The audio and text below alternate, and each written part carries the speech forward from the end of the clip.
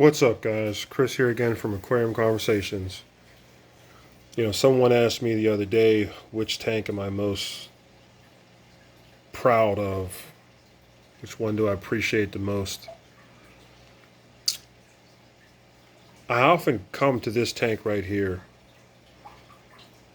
This is my 6-gallon Waterbox aquarium that's been set up probably about a year now.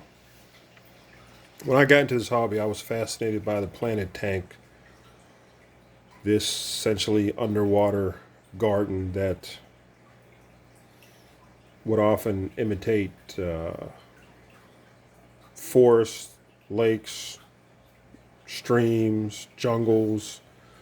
I remember watching videos from George Farmer, videos from, let me think, Takashi Amano before he passed away.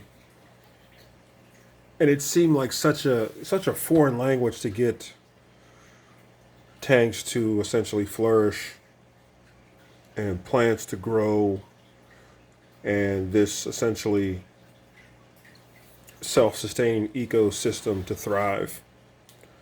So I got this tank at a Petco, oh boy, a year and a half ago, 2 years ago, and I think I sat on it. I didn't do anything with it for about a year.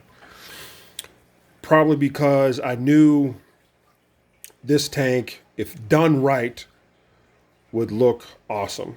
I knew, based on my experience, if done wrong, it probably would look like crap. I was thinking about doing CO2. I tried it once before and didn't have the best experience with CO2. I don't know if I had the regulator turned up or whatever, but I did not get the growth from that tank that I thought I would.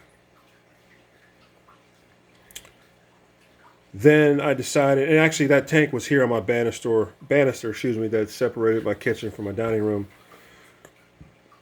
Didn't have any success with that, so I took that one down and decided to try my luck with this Waterbox aquarium. I'm not saying that it's the aquarium, but you often hear in the aquarium hobby finding balance. What does that really mean? Does that mean that there's enough beneficial bacteria in it to sustain the fish poop?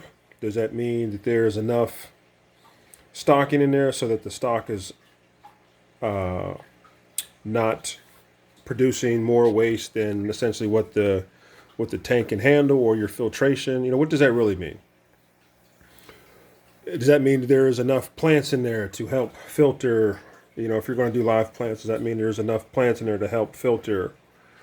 And the plants using the waste as food and sending off oxygen in a photosynthesis type way. What does that mean? What does balance mean? Well, in my experience, it means a combination of all those. It does. It literally means a combination of all those. Because one wrong turn, you have too many fish. Oh boy, everything from the fish killing each other to a ammonia spike. The wrong or inadequate filtration can, essentially give you poor water quality, can kill the fish, kill everything in the tank. The right amount of plants, sometimes, you have plants that will die off and they create excess nutrients that will lead to algae. So it's literally a combination. It's literally, I guess, it's the word balance. It's everything balancing out. And so back to that original question, someone asked me which tank am I most proud of. It's this one. It's this 6-gallon Waterbox tank, because somehow I was able to, and I have found balance in this tank, where even though there's some algae down here at the bottom, it's not harming anything. It's not even really an eyesore. To me, it gives it a more natural look. There's algae on the rocks, which I'm completely okay with. There's 3 pieces of dragonstone in here. There's one tucked away in the back. The plants, as you can see, are flourishing. I did a video of this setup. Maybe go back and watch that. The plants, there's no algae on the plants sometimes when you have too much light, or you feed too much, or there's too much fish that produce too much waste, you can get algae on the plants. These plants are spotless. The crypts that are in here. I have almost no die-off. I don't see any brown leaves or anything. I love the sense of depth you get with this tank too. I think painting painting the background black definitely gives you a sense of depth with this tank. Such a simple scape too. There was 3 rocks in here. 1, 2, 3. I did use potting soil in the bottom of that. There's a lot of people have asked me, hey, you actually put potting soil, you put dirt in your tank? Absolutely. The minerals and vitamins in potting soil will definitely give you a kickstart when it comes to growth. It's definitely a sustainable food source for your plants. But and this is my personal opinion. It may look different to you, which is fine. This is all subjective, and this is all my personal opinion. But I love the way this tank looks. Absolutely love the way this tank looks. As far as maintenance, I don't do anything with this tank. I do a water change maybe once a month. The fish are fine. These bloodfin tetras, there's 1, 2, there's a third one in here somewhere. I think he's back there kind of floating around. The betta, this betta is as happy and as healthy as I've ever had a betta be. Never mind. I've got a real kind of run of the mill hang on the back filter. I've got a little internal filter with some lava rock in it just to have a little more beneficial bacteria. But man, I can't see anything but balance when I look at this tank. Let me know what you guys think. But absolutely, when I set out on this hobby, I was looking, I wanted to do something different. I just didn't want to put blue rocks, an underwater dude with a face mask and a cage and bubbles coming out of his butt.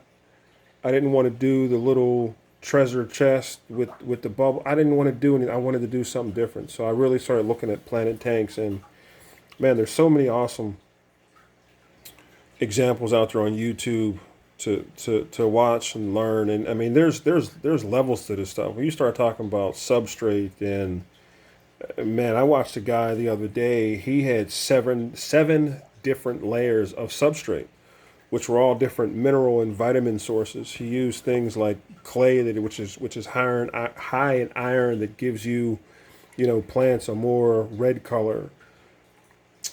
He used root tab. I mean, there was so much stuff, and there's different, like I said, there's different levels to this. But for me, this is the